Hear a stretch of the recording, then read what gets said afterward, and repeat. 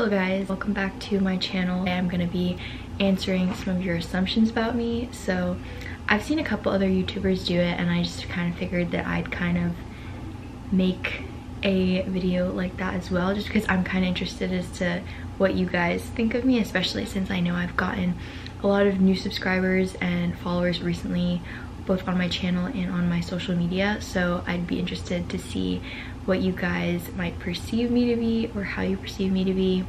But anyway, the other day I put a thing up on my story saying for you guys to comment some of your assumptions about me, and I'm going to be reading through a couple of those and then just kind of talking about it. And in addition, I have a snack. I was getting hungry. I literally had lunch like maybe an hour or two ago, but I was getting hungry, so I made an apple and peanut butter. Are any of you guys like the kind of person that likes to eat peanut butter by itself? No, just me? Okay. So the first one says you're a really chill person, and honestly, I feel like I've gotten this from a couple of my friends telling me I'm pretty chill. Like I don't think I'm very like hardcore. I'm pretty, like, things happen.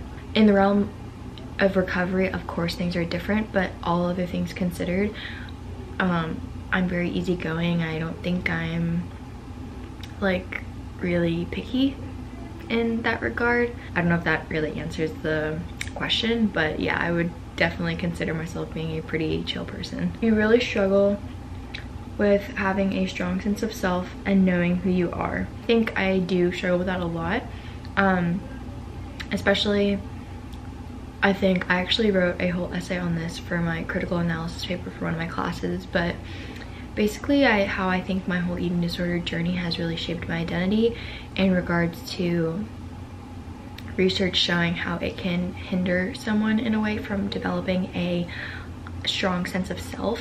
I'm not saying that as like an excuse, but I'm just saying how even today I'm still working on developing a clear version of my identity. So I think that's something that's been really prevalent in my life, and I agree that sometimes I don't really have a strong sense of self. I think for so long I based my identity on other people, and when I say that I mean like I was living through other people, so their decisions became my decisions instead of me really taking time to ask why I agreed with them and develop my own personal set of values and beliefs. So yeah, I would definitely say it's something I'm working on, but yeah, I agree. This peanut butter is running to the apples. That's kind of weird. One of them is, you have a few close friends rather than a bunch of less. Okay, so I think this one's saying you have a few close friends rather than a lot of friendships that aren't really that deep. That's like completely me. I'm not really much of an extrovert or like outgoing. I am really introverted. It was actually really hard for me in college because I was afraid that I was just gonna be in my dorm all day, which I kind of was, but I do value more deeper friendships. I don't really like artificial surface level ones. I don't really see a point in them, in my opinion. I think if you're going to be friends with someone, you should value their opinion and you should really think that you can learn something from them at times. If you're just being with someone to be with someone, I don't really think that's beneficial either, both for you or for the other person. So yes, I do value deep relationships rather than a lot of surface level ones. Another one is you're pretty confident. No, I am not that confident. I am learning to be confident, but I am not there yet. I think a lot of it has to do with still dealing with body image and just being confident in myself and who I am as a person. I think in my recovery, I went a very long time with not knowing who I was, and I became again consumed in living through other people. So I formed an identity that I thought everyone else wanted me to have, and through trying to rediscover who I am, it's been really difficult because I want to embody this person that my higher self is telling me to be, but I'm afraid that by becoming that person, everyone else is going to see that I'm different, and they'll be like, oh, why is she different? She must be like fake or something. But I'm actually just trying to do the best to embody who I am and leaving behind the mold that I tried to fit into that everyone thought was me, but wasn't. So yeah, I'm learning to gain confidence, and I think on this channel it's really helped me step out of my comfort zone because it's something I genuinely love to do, and it also challenges me to be more confident in my own skin and do my own thing without letting the worry of what other people might think of me get in the way. So I'm very grateful for this channel and for all of you. But another one is, you like to always be busy doing something and you struggle with a lot of free time. I'm one of those people that talk about wanting free time, and then I get free time and then I just waste it. Like, I'll just sit in my bed or I'll just sit and do nothing, and that gets pretty frustrating. But yeah, I really like, it's not that I like being busy, I like having structure. So the whole thing about this quarantine is I'm really grateful that despite it being a bit annoying, I'm glad I have my online classes still, because it gives my day sort of like a structure. It's not like I wake up every morning and I have nothing to do and I'm just like making stuff up. But yeah, there's a lot of stuff after school, which my last week of school is next week, so my last day of actual online class is Tuesday, so I'm really excited for that. But I'm planning a lot of stuff to share with you guys, so I'm really excited for that. And not having school, I'm still gonna try and find a way to incorporate that in like a structure form, so I'm more productive in that case, but also because I really want to share with you guys what I've been thinking of and brainstorming, and I really hope you guys get stuff out of it. But that was a tangent, so I'm just gonna keep going with these responses. You are a perfectionist. You are a perfectionist when it comes to school. Yes, I have always been the person, I'm always insecure about this, but I've always been the person that like gets good grades and always does well on tests and loves school. And I feel like a lot of people like get frustrated with me over that. More like my friends are like, oh my god, like I don't know how you like school, like it's so bad. But I like it. I like it because it challenges me, and I like proving to myself that I know more than I think I do. I always see it as a challenge rather than something that's forced on me. That's not to say that sometimes I'm so excited to choose classes and then I get to the first day of school and I'm like, I don't want to do this. But objectively, I agree, I like school. College has definitely been something that I've been forced to accept things that I don't want to, like how I have like a C in my grammar class, but there's not much I can do about it, and I'm not going to beat myself up for the fact that I got that grade, because I did my very best and that's all that matters.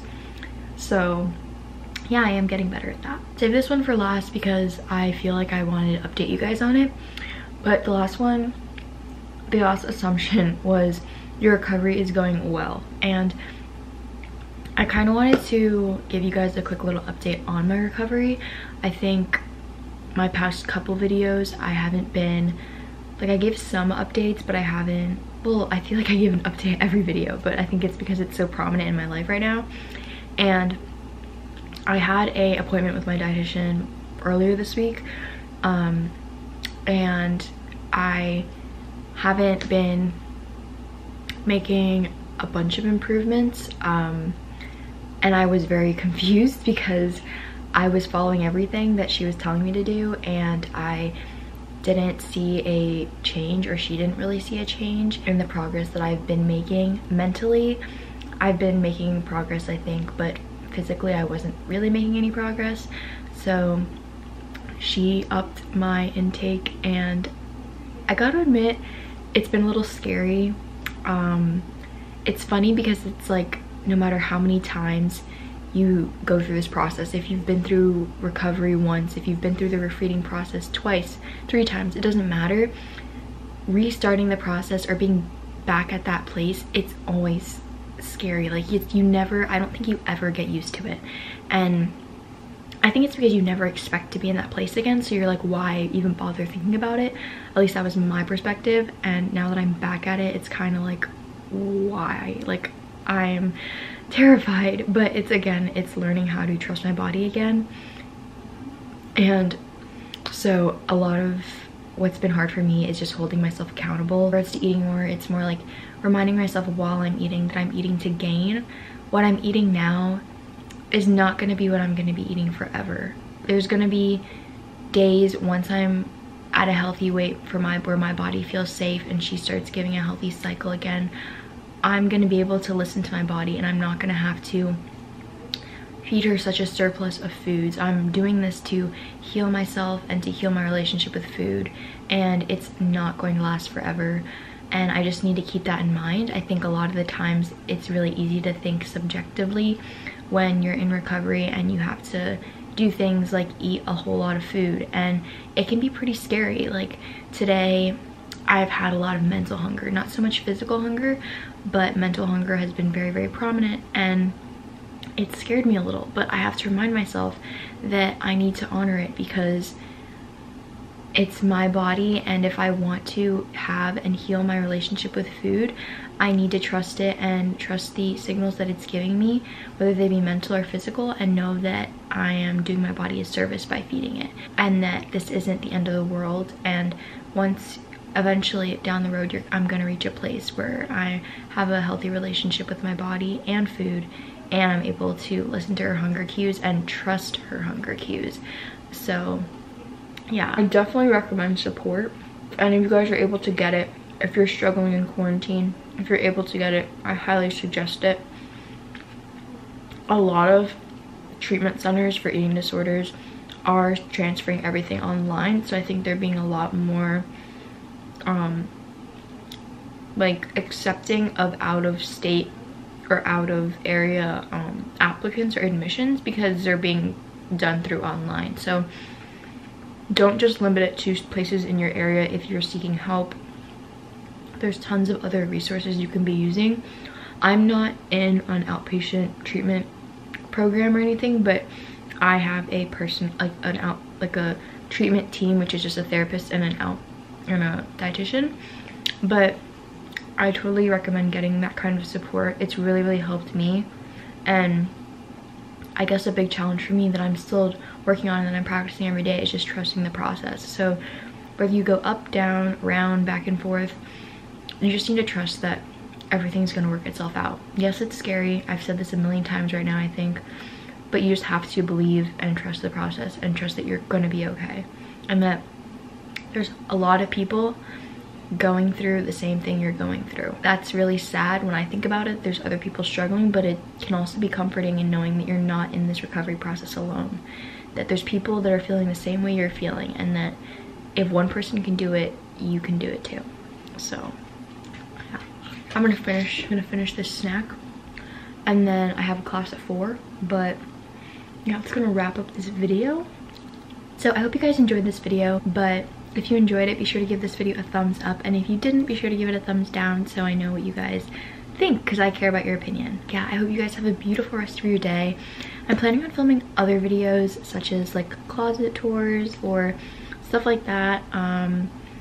Maybe like activities to do in quarantine. I'm working on uploading some meditations for you guys to just kind of help you have a peace of mind through this process.